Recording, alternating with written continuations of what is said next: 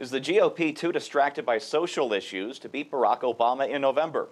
I'm Steve Green. This is Trifecta, and here to answer that question are two men focused like laser beams on stuff, Scott Ott and Bill Whittle.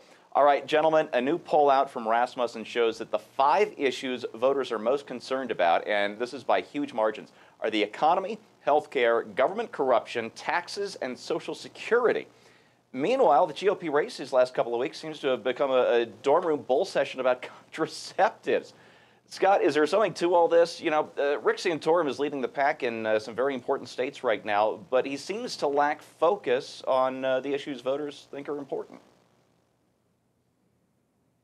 Well, what a contrast with what you just said there. I mean, on the one hand, the media is telling us that the public cares only about fiscal issues, and on the other hand, the media is telling us that Rick Santorum is leading in the polls. But Rick Santorum only talks about social issues. You know, he's never had a fiscal thought in his life. It's just social, blah, blah, contraceptive, abortion, gay marriage. It's all a setup by the mainstream media. They're the ones who are asking the questions and baiting guys like Santorum to talk about things that they think that the public doesn't really care about. But as it turns out, maybe the public does care a little bit about this stuff. Well, at least not according to Rasmussen. I think you're wrong on that part, and half wrong on the other, because there's the thing about focus. Bill, 4 words from 1992, it's the economy, stupid. You know, a presidential candidate, I think, should have the sense and the guile to turn any question from any reporter to the topic he thinks is important. So do we have distractions from voter concerns, and shouldn't we be redirecting, no matter what the question is, to those concerns? Yes, and the motto in the GOP control room ought to be, it's the stupid.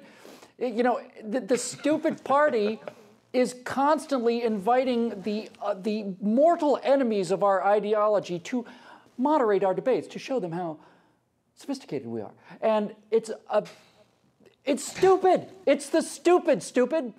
Don't do it. Stop doing it. And when they start asking you these questions about moon bases and ask you questions about contraceptives and whether we should be, you know, granting legal rights to spaghetti, why don't you just say there are more important issues at stake right now than my spaghetti position? Can we please come back to the economy that Barack Obama is destroying by the hour? What is the matter with these people? Honestly, Steve, I agree with Scotty. There's a lot of manipulation going on here, and they're just too dumb to do anything about it. Gingrich is the only guy who doesn't play by those rules.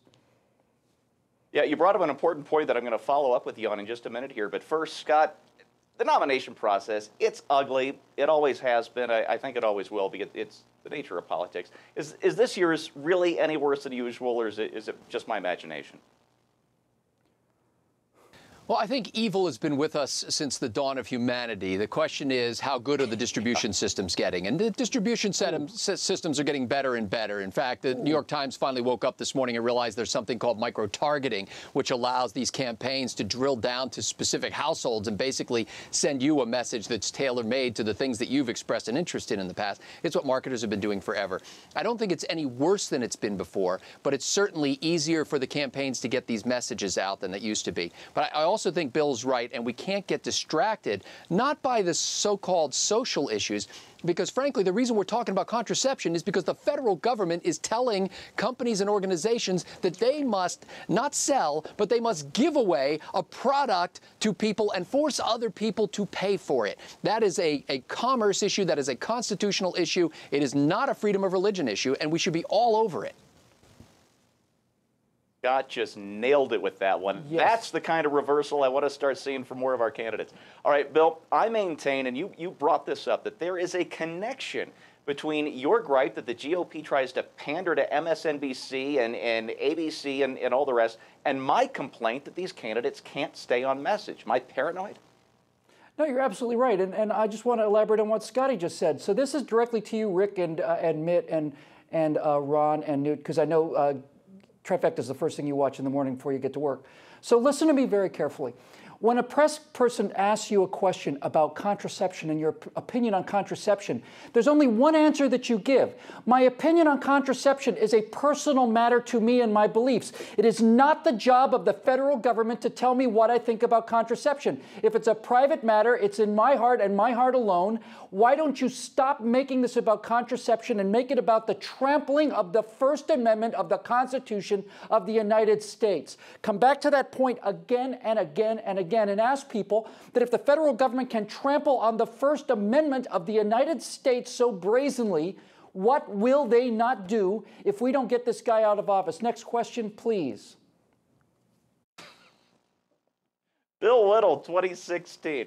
All right, folks, you know, underemployment is over 15%, while President Obama hands out billions to crony capitalists who destroy jobs. Energy and gas prices are at near record highs, while Obama refuses to allow new oil pipelines to be built and actively works to bankrupt the coal industry. Obamacare is as deadly to job creation as it is to the federal budget and to our quality of health care and to our freedom of conscience. Social Security and Medicare are broke, and Obama has no plan to save either one. And you know what? Anytime you hear a GOP candidate say something other than what I just said, at least in spirit, that is a candidate setting himself up to lose in November. For PJTV, I'm Steve Green.